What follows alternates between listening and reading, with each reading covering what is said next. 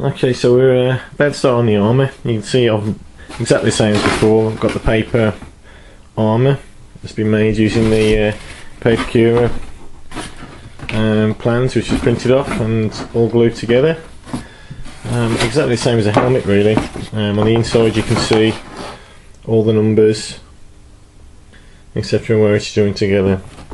Now, unlike the helmet, what I'm going to do with this one is I'm not going to fiberglass the area, mainly because there's just too much of an area to cover.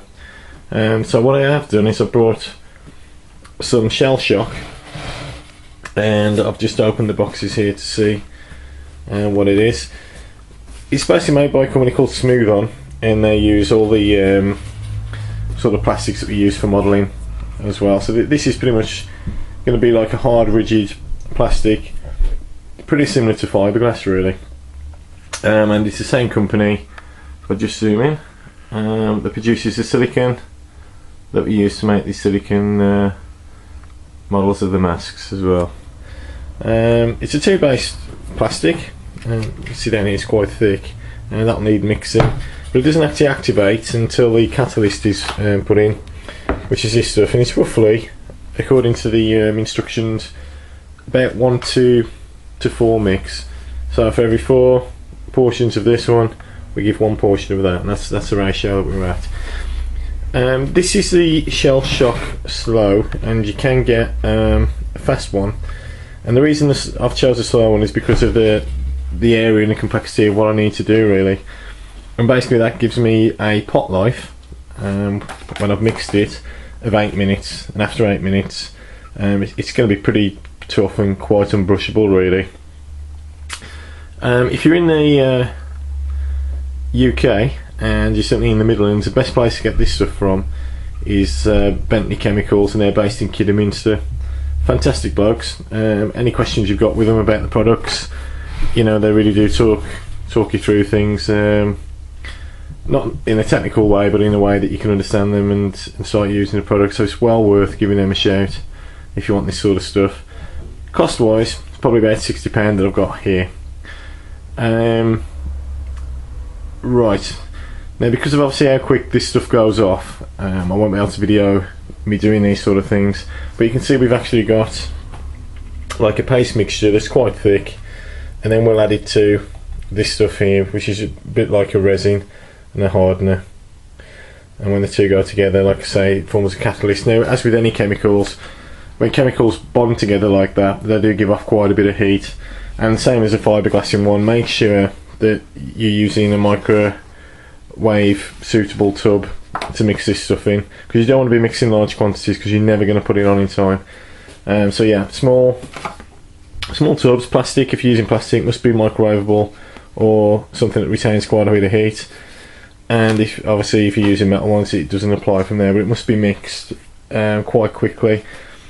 Usually you give this a mix first, just to make sure it's all bonded together, so we've got no sediment at the bottom, because you do get the chemicals go to the bottom. And then once that's mixed, I'll add it into here and add the smooth flow.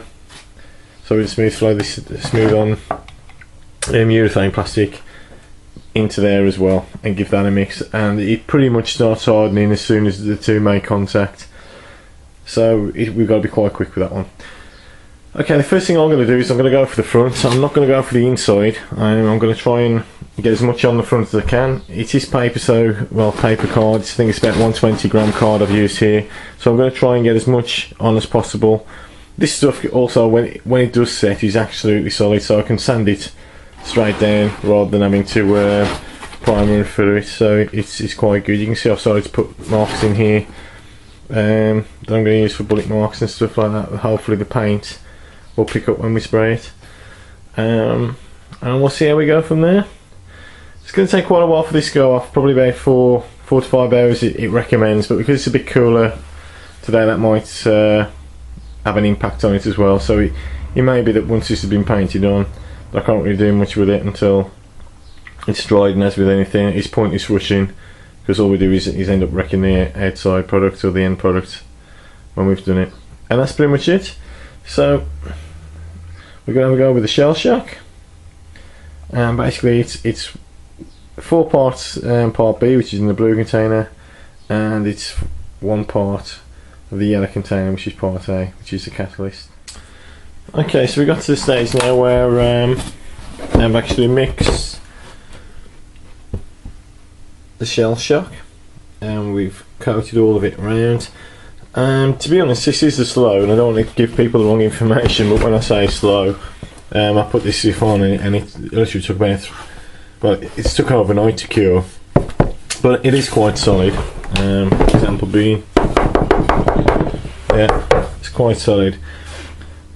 But this is a major component of the armour, and what I've noticed is I've been trying to work it because of how hard the material is, and I'm not sure why this has happened, but it has started to crack in some places. So my next stage, which I didn't really want to do, but I think is the only way to do it, and you can probably see there, I've just meant now cracked, is to actually, there's a big crack there as well, is to actually fiberglass it. And although this stuff might be useful for the armour on the arms, etc., I just think at the moment I am going to go ahead and fiberglass this just to give it residual strength. Weight wise, it is quite heavy. It is quite heavy in fairness, but a lot of the things are solid, and I filled a lot of the gaps up.